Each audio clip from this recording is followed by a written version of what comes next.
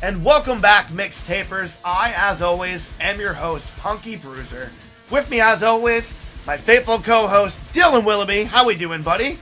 I'm smelling great. I'm feeling great. September is over. I got a nice clean shirt on. Not wearing the same damn shirt every day. Feels great. Feels God. Great. Oh man. Honestly, I gotta admit, you had the fortitude to stick it through the entire month. Same shirt, September.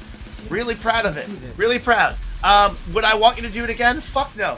I don't think we're ever gonna get that smell out of the break room. But that's okay. That's okay. We got to open up the windows, get the beautiful fall air. Beginning of October here. And honestly, we couldn't be more excited because Mixtapers, this week we're honored to be sitting with Ky of the Boston-based hardcore metal band Late Nine. How we doing, Ky? Doing great today, man. How you doing? I'm doing good. Thanks for coming to hang out with us tonight on the Mixtape. We appreciate it. For sure. Proud, happy to be here, man. Well, we're happy that you're still Ky Farrar. Ferrari. Ky Farrar. We'll go with that. Yeah, it's you're that Cook's brother. Guy Farrar. Yeah. Yep. Yeah, it's good. Yeah. For the Mixtapers that may not be familiar with Late Nine, tell us a little bit about the band. And yourself. We're a Boston-based post-hardcore band. We're working on, kind of catering to different audiences as well. We're trying to write some lighter stuff, some heavier stuff, some stuff in the middle, and try to bring in, people that, might not even originally be into metal music, but be willing to, hit play on us every once in a while, So it's really cool to, have a group of guys who are down to take that approach and go down that road. It's fun. Hell yeah. And you've been doing this now since 2020? Yeah, so it was all kind of brought together in 2019, and all the members were fully this lineup has been a thing kind of since 2020, and then we released our first EP. We didn't really market it much. We just kind of wrote a couple songs, put them out, and did a single, did the same thing until we, until Thanks to You and all those songs, recently, I'd say we've been a actual band since the end of 2021, beginning of 2022. Before then we were just kind of we were kind of getting our shit together, No, it's understandable. Sometimes it takes a little bit of momentum to get it going, but it's also really hard to do so in the midst of a giant freaking pandemic at the same time. Mm-hmm. So it definitely makes a lot of forward motion for any band product, band artists, things like that. Whatever you're trying to do, that was fucking hard. So you kind of put out, a bunch of stuff, and then all of a sudden everything closes up, which makes it so hard to be able to keep that momentum going. Yeah, it was weird because, obviously during a time like that, everyone's going through personal things that, are affecting them. And then it's just, there wasn't any room to meet up all the time and, get as creative as a whole. So it definitely took a damper on us for sure. But once everything was, nearing to back to normal, we grabbed it by the nuts and ran with it. And here we are now. Is that when you started working on the new EP? Yeah, we were very excited to just attack this and just the best way possible and try to just create a bigger fan base around the band name and in general, and just really kind of get better opportunities and try to turn this into a career, because it's what we're chasing. We're all young and we're all hungry as fuck, so we're not stopping anytime soon. Yeah, you definitely have been picking up steam. I noticed you mentioned you didn't do much promotion for your first EP, and now I mean, you have this tremendous presence on social media with so many great videos that have really caught fire. So was it kind of like a learning process for you? Was it like, oh, maybe I should have promoted this a bit more? Is that kind of what motivated you into changing gears and getting a bit more active on social media? Yeah, you know, I had to get my head on straight because I wasn't, you know, in the greatest way back then in general. And, you know, I think all of us collectively weren't in as healthy of a headspace personally, you know, collectively as well. And I think now, you know, everyone's kind of just on a way better path, and we're able to like do these things a lot easier and more naturally. I've been posting stuff on social media for a long time.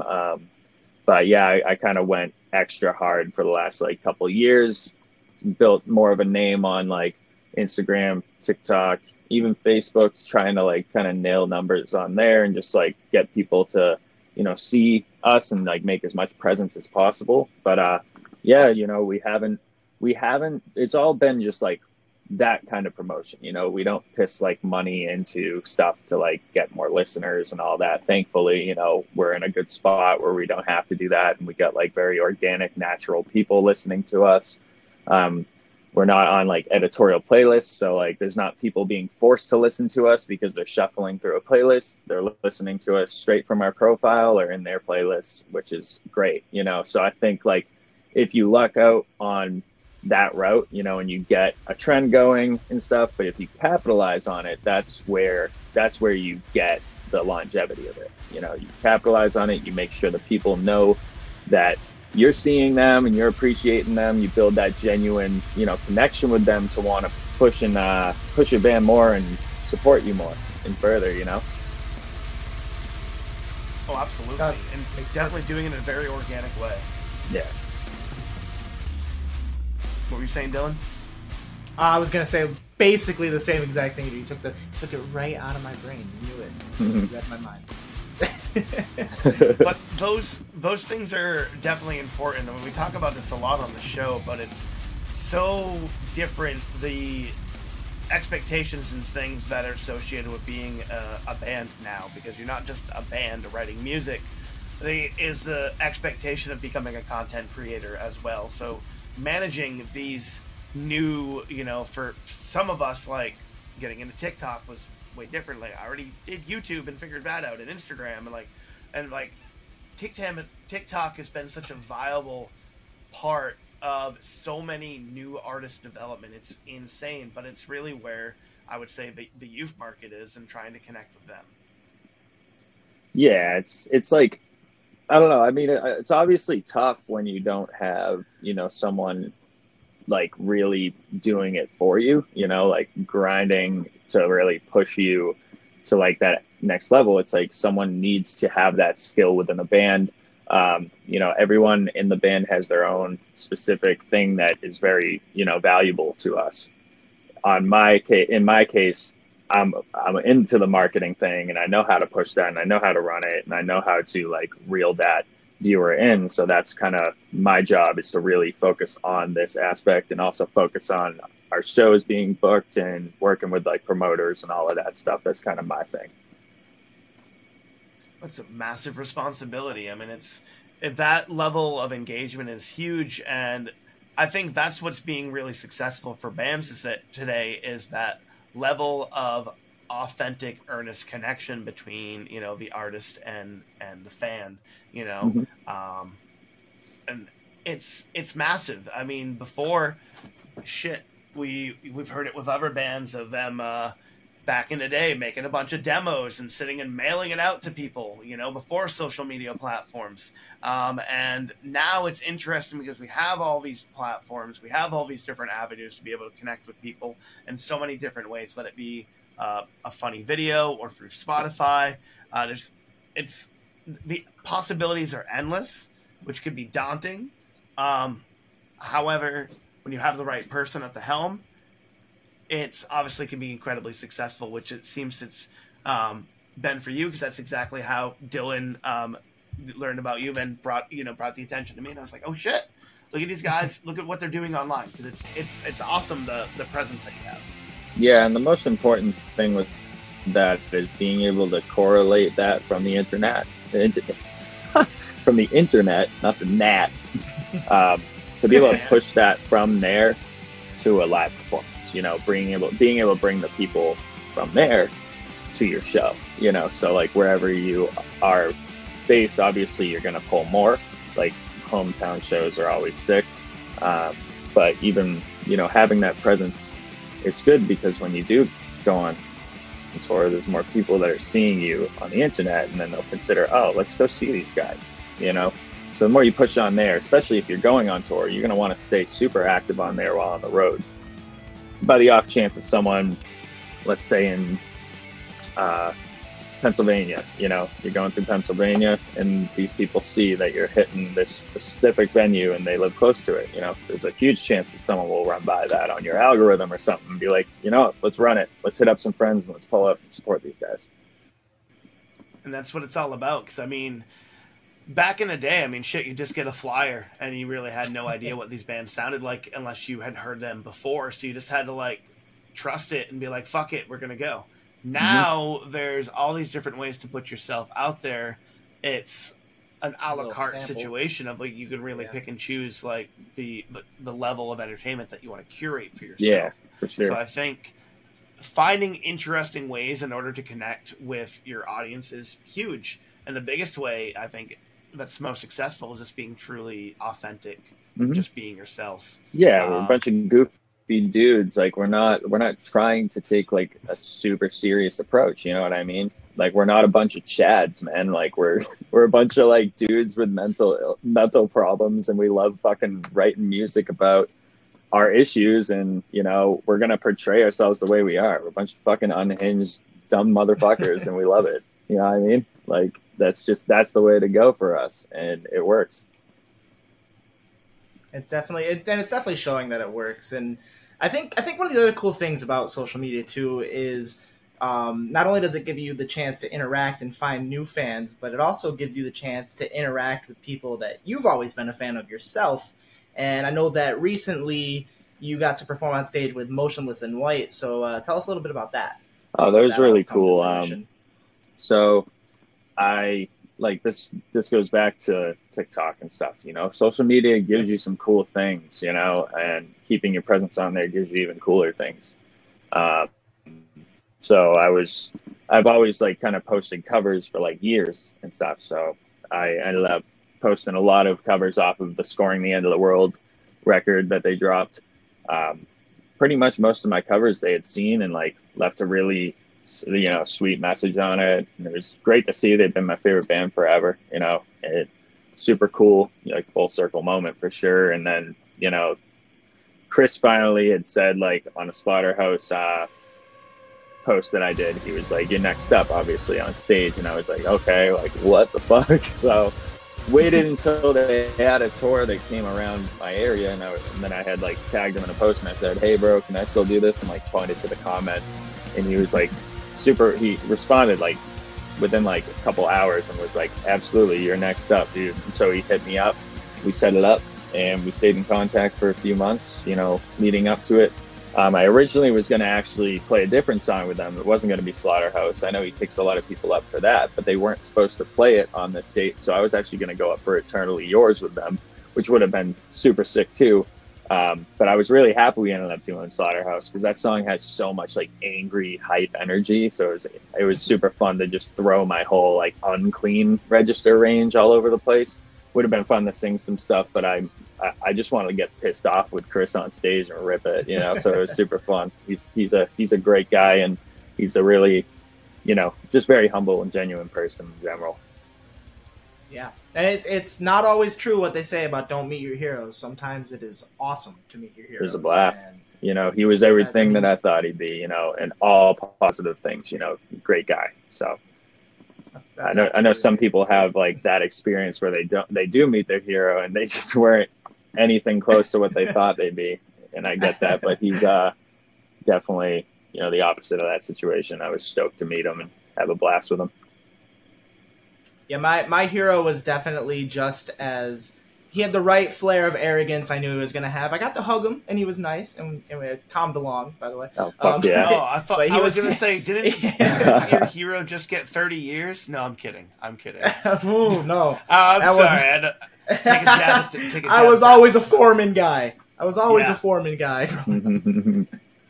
Oh. Love Tom DeLonge. The guy's hilarious. I remember watching the interview, and he's like, you know, we feel bad at these huge festivals we play because like so many people like come to see us, and all these people are singing and talking about like real shit, and then we're talking about like humping people's moms and shit. I was like, that's the funniest fucking thing I've ever seen. And they were laughing, they just giggling about it. It's so funny. They're goofy dudes, and I can relate to that, you know. Especially even off screen, like me and my dudes are more unhinged, like in general, like than you see us on the internet. Like we have to like be kind of like contained, obviously. All right, but I'd love to hang out with a bunch of people and let them see that side off camera for sure, you know. That's the bonus. Oh, absolutely. So we're obviously you're not too far from me and Dylan, where I'm in Maine. He's in New York. Definitely gonna have to try to catch late 9 here live. Heck yeah. So you're pushing the Thanks to You EP. Got a bunch of great songs on there. Definitely. What is next for you guys? You got here at the beginning of October. Do we got any shows coming up here as we close out the year? Yeah, we got a show. So we actually did just release a song called Breathe From You Too. That will be off the next record that we're going to be doing as well. But coming after, so leading up to the end of October, we're doing like a Halloween show, and then we got a show with Johnny Craig as well at the beginning of November. He's doing like his 15-year Amorosa, the Relativity album. So it's going to be pretty sick. That'll be like super nostalgic. And we got other stuff that's not announced yet, which is even more exciting. But yeah, we're super stoked about everything, you know, leading up to the next couple months. And we'll be dropping another song called Obsessed as well. We'll be teasing that at some point. Hell yeah, staying busy. Got plans for a new music video coming up? Yeah, we're going to do a music video for Obsessed, and we have a wicked wild idea that I'll actually let you guys know, outside of this. I think you guys would think it's insane. Let us know off camera, and also if you need a hand with any video work, just let us know as well. So, heck yeah. Definitely, especially if it's a crazy fucking idea. I'd love to help on shoots like that. Yeah, so, it's nuts. Now, so obviously you like that side of things, so I'd expect you have anything special planned for your Halloween show? What it's Monument of a Memory is the headliner. Those guys are sick. I don't know. Do you guys know who they are? I am familiar. All right, cool. And then there's this band, Vanta Black, and then there's us right in the middle. And then there's another band, Altar of Necks, and then a band called Erased. Make sure y'all go check them out. They're all the homies. But yeah, it's just like we're just going to pull up. I don't know what we're going to do costume-wise, but we're trying to really, bring as many people to that just to have a fun time and try to sell that shit out and, just have a blast with the homies in Rhode Island, because we haven't played Rhode Island in a little bit. So we're excited to get back there and see our homies out there. Hell yeah. Where in Rhode Island are you playing? We're going to have that one at Alchemy. At Alchemy? Mm-hmm. Oh, cool. Definitely we'll be dropping links down below for that here on the show. Yeah, so you've already got a pretty big opportunity to be able to share the stage with somebody that you obviously hold so highly. Mm-hmm. But I'm kind of curious, and it's always a thought for bands that are kind of, start, building themselves up like this right now, and you guys have so much fucking momentum. It's unbelievable with what you've built from the social media recently. But I'd be curious if you could pull in for somebody for a collab. Who would you want to work with right there? Who would be a dream? Oh, man. You never know. And then, this clip goes on TikTok, and then they see it, and they're like, yo, I really like what you're doing, Ky. So this is your opportunity. Sell us on why and on who and why should be on the next Late 9 album with you? All right, so I got two. Obviously, you know, it would be a pleasure to have Chris on a song because our voices are so different, and I think they would merge so well together. And I think the style of music we have would cater to his voice because it's different than Motionless in White. You know, it's got a different vibe, and I think he would stand out and sound sick on a record. But we'd also, you know, go down whatever route that someone like at his level would be feeling. Like, of course, we're down the right whatever at that point. But also, I'd love to have Claudio Sanchez from Coheed and Cambria on a track, if that was the other choice, because I love that dude, and you know, he's a badass, and it'd be even cooler to have him in a video, just swinging his amazing, majestic hair around. You know, I want someone on a track that's going to show me up. You know, I mean, I don't want someone on a track that's just going to... It's like, not a show up, it's a glow up. It's a glow up. Yeah, dude, I just want some... Because you want to compliment well and make each other shine. Oh, for sure. But, like, if I'm going to go for, like a feature at that level, I want it to be someone that's just, like, he's the song. You know what I mean? For sure. And we're just like y'all came guys. Here. Let me give it a mic. I'm just going to pass the mic over to Claudio real quick. And I'm going to get some water.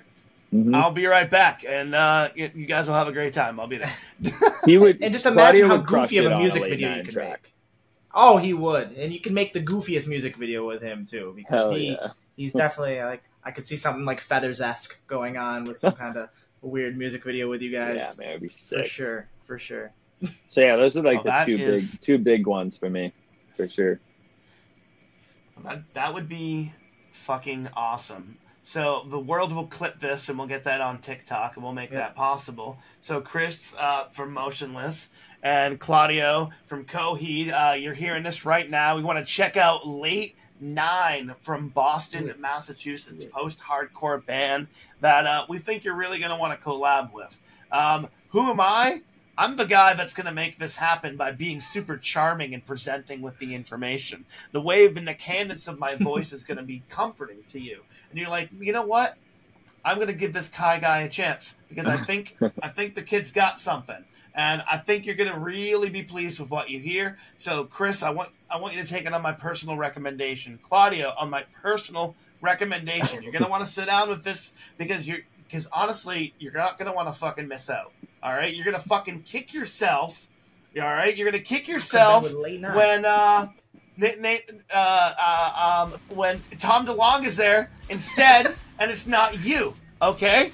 You could have been you in the funny video, and then all of a sudden, who else is in the video? It's Jimmy Urine from the fucking Bloodhound Gang, and he's there. He's not even singing, but he's in the video, and it's crazy. And then you know who else is there? Fucking goddamn Dave Grohl shows up, and it's cuckoo bananas. And you'd be like, man, this could have been our chance to be in this music video with Late 9. And you know what? I didn't read the email, I didn't look at the TikTok video, and I fucked up. Don't fuck up, Chris. Don't do it. Don't fuck up, Claudio. Take my advice. Don't be a fuck up.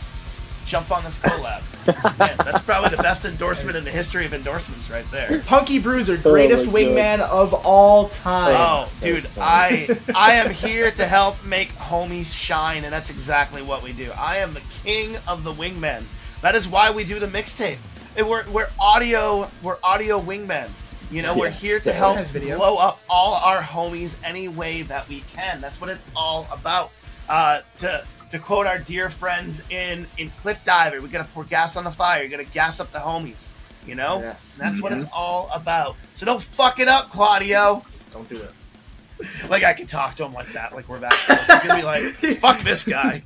Nobody talks to me like what this. Did you say? Fuck.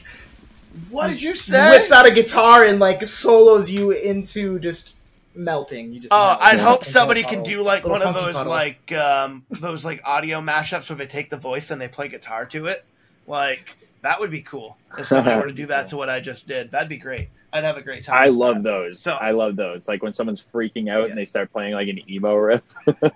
It makes it so much more intense. It's so fucking ridiculous. Yeah, some of the best content out there. There are so many good TikToks or stuff like that. And like we are shout out in the golden age of entertainment. We are curating our own art. I mean, it's amazing the zeitgeist. I mean, we had Brendan on from Wheatus, and we were talking about just the teenage dirtbag revival and how it becomes part of the zeitgeist, part of the lexicon of this current generation. And it's interesting what people are doing with the art that's out there. And you've even seen that with the effect of how many times has your video and song been used on TikTok, and things like that. What do they call it? A remix? I'm not familiar with all the terminology. I'm going to age myself. Either I think they have a term for it on like Instagram or something called remix. I know that they can duet, stitch, or whatever with like your song or something. It's crazy, man. Like having something happen like that, though. We just hit, I think, on Repeated Apology. That's kind of the hit on our album. I'll give it for you. There it is. There it is. There it is. Where's my dog at? But they, I think it just passed 30,000 people that used it. So it's crazy. That's insane. And it trended on Instagram and Facebook as well. It's a trending sound on all three of those platforms. Yeah. I don't use any other platforms that much, so I don't know about the others, but those are the ones. We gotta get a clip reel of you and friggin' the Can of Worms to get more get all the dog barking from all the songs, and just need to get all those woofs, and then we'll know once and for all who finally let the dogs out. Bro, I know who let the dogs out. There was a person. What is her name? I think her name on TikTok's like Apocalyptic Autopsy. Like, she's sick. She has some cool stuff, but she literally has she has like a glass eye, and she like turned around and fucking. I don't remember what the caption was, but she popped it out into like a boiling pot of water, like at the. You know what I mean? I was like, what the fuck? Like that was the coolest shit. So I think to this day, I think we all agree that she kind of won the trend. Yeah, and I hope that she sees the video because Thank you for using the sound. Tag her in this.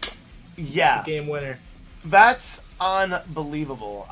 It's like I said, you just put things out there, and it's amazing what people come up with. With their reactions and things like that. And I'm sure it's just the beginning. It's just the beginning for you.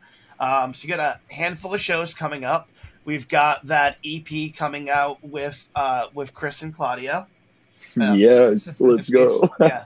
CKC Late 9 EP. That's right. So that's coming out next year. And if not, I mean, it's their fucking loss. But and then from there, hey, full hype. I believe in it. I fully endorse this. You guys are doing great things. The Breathe is such a great track. I'm excited to be able to share it with everybody here. Are we missing any upcoming news, or do we? I think we hit everything. Did we hit everything? Are we missing anything? I don't think there's anything that we have announced just yet. So, other than what I told you, so perfect. I think that's about it. I think we've got it covered. I'm excited to be able to do a deep dive. You guys have a great discography for just a short amount of time, and it really shows your diversity as a band. Like you said, you have tracks that encompass more of a softer side, or a middle, or heavier tracks as well. I think people will realize with you that there's literally, I think you have something for everybody, and I think that's what when Dylan brought you to my attention, and I was like, oh fuck, because he does all of our TikTok. It's like I said, everybody in the band does what they do best. Same here. That's fucking TikTok pisses me the fuck off. Yeah, I try to upload a video to it and it gets all fucked up. Dylan handles it for me. Let that young blood handle it. I'm too old to use this. I mean, almost, but. I'm excited to do a deep dive. I'm excited to show Mixtapers here just exactly what Late 9 represents. So thank you, Mixtapers. Please make some noise for our featured guest of the week, Ky of Late 9. Thanks so much for hanging out with us tonight. Thank you so much, too, guys. I hope y'all have a beautiful night. And, yeah, one big family, baby. Let's go. One big family. Hopefully we'll be hanging soon, because I can't wait to see you guys live. Yes, sir. Thank you so much. We'll make it happen. Right on. Sit tight, mixtapers. We'll be right back.